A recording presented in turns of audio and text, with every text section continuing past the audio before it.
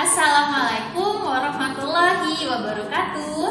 Apa kabar anak-anak semua? Semoga untuk semua dalam keadaan sehat dan tetap semangat.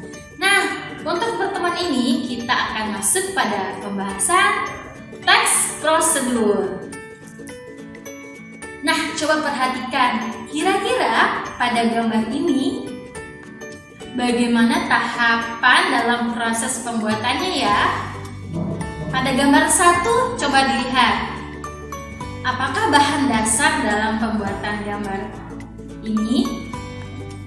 Pada gambar 2 juga coba perhatikan. Wow, bisa jadi seperti itu ya, luar biasa. Dan pada gambar ketiga, nah itu biasanya siapapun pasti suka. Kira-kira apa saja tahapan atau proses dalam pembuatannya ya? Oke, setelah kita melihat gambar, kita akan masuk pada pengertian teks prosedur. Teks prosedur adalah teks yang berisi langkah-langkah atau tahapan yang harus dilakukan untuk mencapai suatu tujuan. Nah, di sini pada teks prosedur itu apa sih gunanya? Ya, gunanya untuk membantu seseorang dalam memahami bagaimana cara melakukan atau membuat sesuatu dengan tepat dan baik. Selanjutnya kita masuk pada poin ciri-ciri teks prosedur. Teks prosedur dapat dengan mudah dibedakan dari jenis teks lainnya. Berikut merupakan jenis-jenis teks prosedur. Pertama, berisi langkah-langkah kegiatan yang dapat berupa poin-poin ataupun paragraf. Teks prosedur umumnya berbentuk poin-poin yang berisikan langkah-langkah kegiatan. Setiap poin berkaitan dan menunjukkan urutan langkah yang harus dilakukan.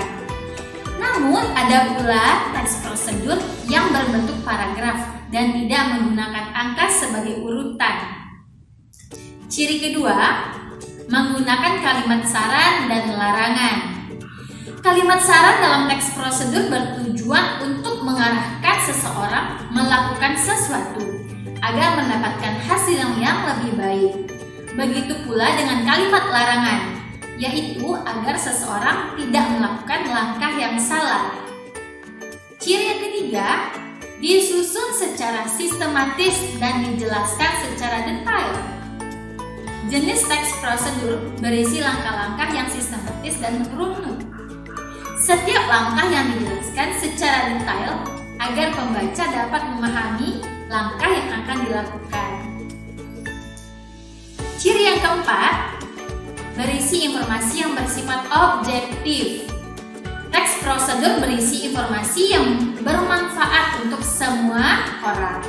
Informasi yang disampaikan juga bersifat objektif, berdasarkan percobaan atau analisis, bukan hanya khayalan penulis saja. Ciri kelima, terdapat bilangan urutan atau angka yang menunjukkan urutan atau langkah prosedur. Seperti yang sudah dijelaskan sebelumnya, bahwa teks prosedur dibuat menggunakan tahapan. Umumnya ditulis menggunakan angka, tetapi untuk teks yang berupa paragraf akan terdapat urutan langkah yang ditunjukkan dengan kata seperti ada pertama, kedua, ketiga, dan seterusnya. Selanjutnya kita masuk pada pembahasan tujuan teks prosedur. Teks prosedur ternyata bertujuan untuk memudahkan pembaca maupun pendengar agar dapat mengikuti langkah atau perintah dari isi teks yang tujuan akhirnya bisa sesuai dengan keinginan pembaca ataupun pendengar. Selanjutnya pembahasan mengenai struktur teks prosedur. Nah, di sini terdapat 4 struktur dari teks prosedur. Pertama ada tujuan, kedua ada bahan dan alat, ketiga ada langkah-langkah, dan keempat ada penutup. Demikianlah penjelasan mengenai pembahasan pada pertemuan hari ini.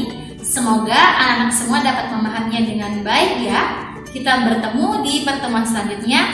Terima kasih. Assalamualaikum warahmatullahi wabarakatuh.